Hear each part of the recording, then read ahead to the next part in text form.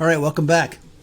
So this is a long video for this chapter. So if you need a drink of water or need to use the restroom, I guess it's on tape, so you can do whatever you want. But anyways, here we go. The differences between hard and private money. I'm going to read from the text, and I'm going to comment once again. The rates and terms with hard money tend to remain the same, while private money terms can improve with time, deals, and a relationship. There's that word again. Hard money lenders are usually in the business for the money and the income.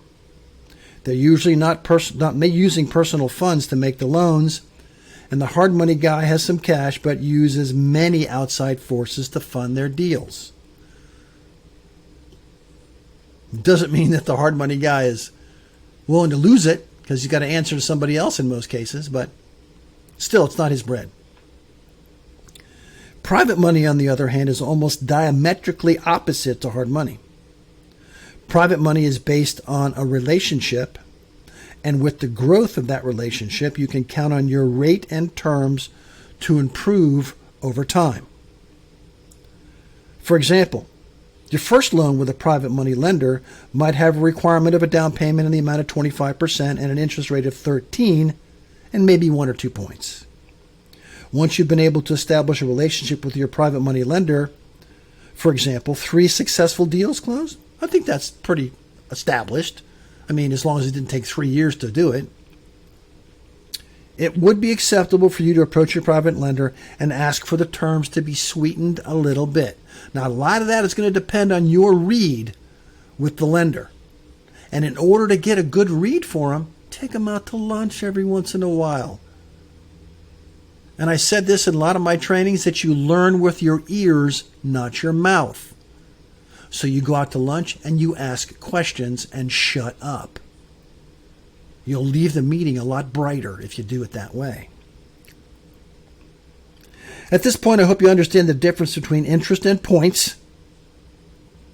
And even though on the face of it you're getting a much better deal under your new terms, your private investor will be thankful for the increase in the interest rate. So I guess I must have skipped a little bit in there, but says that if you're having to pay 3 points, it's okay to ask for 2.5 and give them some more interest. Because the interest, is spread over 12 months. The point's paid right now. So it's okay to try to negotiate a little bit, but if you think you're someplace that's better than the market, stay there. Don't cry about it.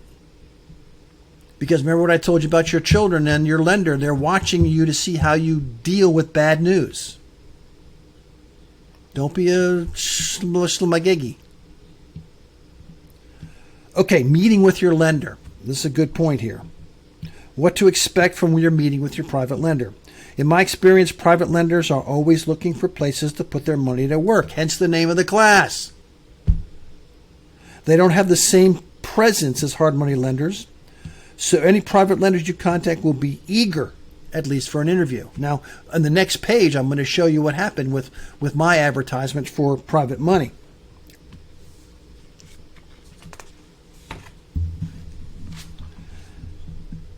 And when I tell you how I found my first private lender, don't be afraid to tell them how you found them. Because a good hard lender, a good money lender, they're going to appreciate your imagination and your skill when you explain how you found them through the public records. And I'm going to show you on the next video. Explain to them how you can get their money out safely for several short bursts each year. Investors' yields grow exponentially with a combination of points and quick payoffs. I hope you go back and review that little bit that we did about points, and you see the difference between 15% return, same loan, paid off in 3 months, 36% or 32% return. No comparison. Another valuable feature of finding private lenders through a search of the public records is that they may have proven themselves to have some experience within the space. This means that all you have to do is learn their protocols without having to teach them about the benefits of private real estate lending. That's hard when you have to teach them. It's hard. I'm not going to use the example I just thought of. But I'd rather have someone that knows the business than me have to teach it to them. Again, you'll not receive the best terms and rates with this private lender when they initially offer it. You have to first establish a track record and a relationship. I'm getting sick and tired of hearing that word, aren't you? With this lender. But fear not, the more success you have and the more loans you pay off, the better off your terms can and will become. So this is a story about Alfred's first private money lender. Back in the day, long time ago, when people actually read newspapers. Back in the day, I put an ad in the Fort Lauderdale News-Sun Sentinel. This ad was in the Money Wanted section and read something like this. Now, I'm not a social guy. I don't know if Facebook or whatever it's called now or any of them other sites, if they have a place where you can put an ad for money that you want. If they do, feel free to copy my ad. Take advantage of the marketplace. So here's the way my first ad read. And you can see it in the text. I'm just going to read and comment. 12% interest paid. Monthly secured by fully insured real estate. Higher yields available. Contact Alfred. And I gave a toll-free number. That was a pretty good ad. I did pretty well with that. The next ad. Investor needed. 12% interest only, passive income, other investment opportunities available. Call Alfred and my toll-free number.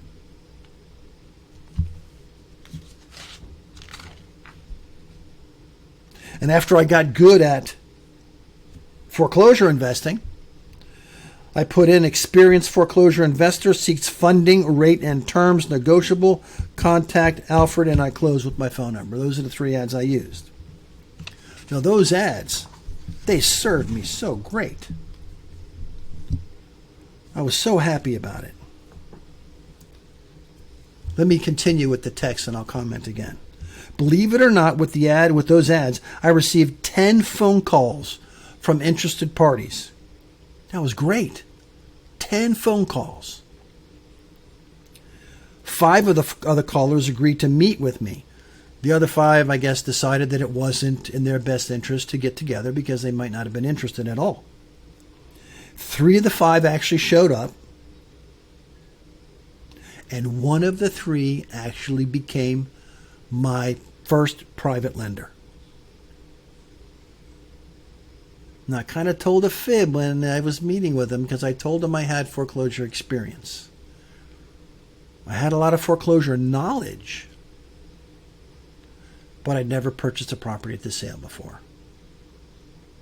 I'm not suggesting you do that. I did it. I'm not proud of it. I'm happy it worked out. I'll continue. The terms he offered me were not great. He insisted on buying the property in his own name, and my feelings were hurt terribly. I was a punk kid. I didn't know any better. Anyways, so we're going to buy it in his name, and I go to sleep thinking, oh no, what if I buy it in his name, and he wants to sell the property and cut me out? I'm thinking all these terrible things. That's not going to happen. I mean, it might happen, but you do your due diligence on the guy, and if you get a bad feeling for him, don't use him. Anyways, the terms he offered me were not great. He insisted on buying that property in his own name, and the interest rate was about 15% with 2 points. These terms were really no better than the hard money guys I was used to dealing with. However, there were no fluff or closing fees, and more importantly, he was willing to loan me money at the foreclosure auction sale. Because you can't get a hard money guy to loan you money at a foreclosure sale. I don't care what you do, they're not going to do it. It's not part of their business model. That sort of risk is not something that they're interested in taking. I'm going to continue. I bought several properties with his help, but eventually I moved on to a bigger lender and better terms. However, I'll never forget him since he gave me my start, and without him, I would not have been able to buy my first foreclosure property as quickly as I did. And I thank you, Jonathan White. I don't think you hear the video because you're not where you can hear videos anymore. But anyways, thank you for that. As you can imagine, it will be much easier task if you have experience lending on real estate. Yeah, that's what I want. I want to have a lender that has experience. If, on the other hand, they have no or very limited experience in lending on real estate, you're going to have to teach them the ropes. Ugh. I had to break Mr. White in, but I was willing to do it because I wanted foreclosure money. I wanted to buy at the sale. Along with teaching them the ins and outs of investing in real estate, you're also going to have to be a guinea pig when it comes time for them to lay their first rate and terms. Isn't that great? They're going to ask you how much interest they're supposed to charge you. With private lending, your best borrowing terms are in the future. Early in the relationship, you must be willing to pay at least what the other hard money lenders are asking, if not more. Once a relationship has proven to be successful, one or more of your terms were certainly improved. You have to ask for it. They're not going to say, "Hey, let's reduce the down payment." No, they're not going to do that. You got to ask them. You got to ask them. And if you cultivate them properly, they'll be more than willing to acquiesce. Some private guys might play investing a little closer to the vest, at least until you gain some experience or they gain some experience. Therefore, the terms of your first few deals might be a little uncomfortable for you. Get over it. It's a cost of doing business. If you don't make as much money on the deal because you had to borrow at a higher rate, don't worry about it, because keep your eyes focused on the future. Don't worry about the small pennies here right now currently. Fortunately and unfortunately, most lenders will base a great portion of their decision to make a loan on their personal experiences. If they had success lending to, for example, tax deed buyers in the past, they're much more likely to look kindly upon most other types of real estate investment. Now, that's the end of the text, but I want to follow up on that point. When I teach you how to locate the hard money and private money lenders on the next slide, I want you also to keep in mind that you can locate lenders that loan to foreclosure buyers and tax deed buyers the same way. But instead of looking up lenders, what you have to do is you have to look up the investor that purchased the property at the sale. So you find a foreclosure sale, tax deed sale, write down the names of everybody that bought the property or bought a property at that sale, and then look their name up in the public records and see if anybody loaned them money in particular to the property that they bought.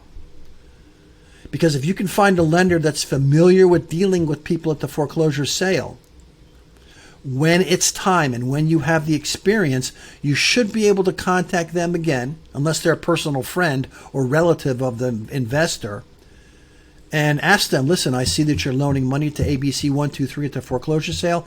If you'd like to expand your holdings, I'm currently looking for lenders to help me buy at the sale." Works just like that. All right, next slide. I'm going to teach you all how to locate all the money that you're ever going to need. Stay tuned. See you there.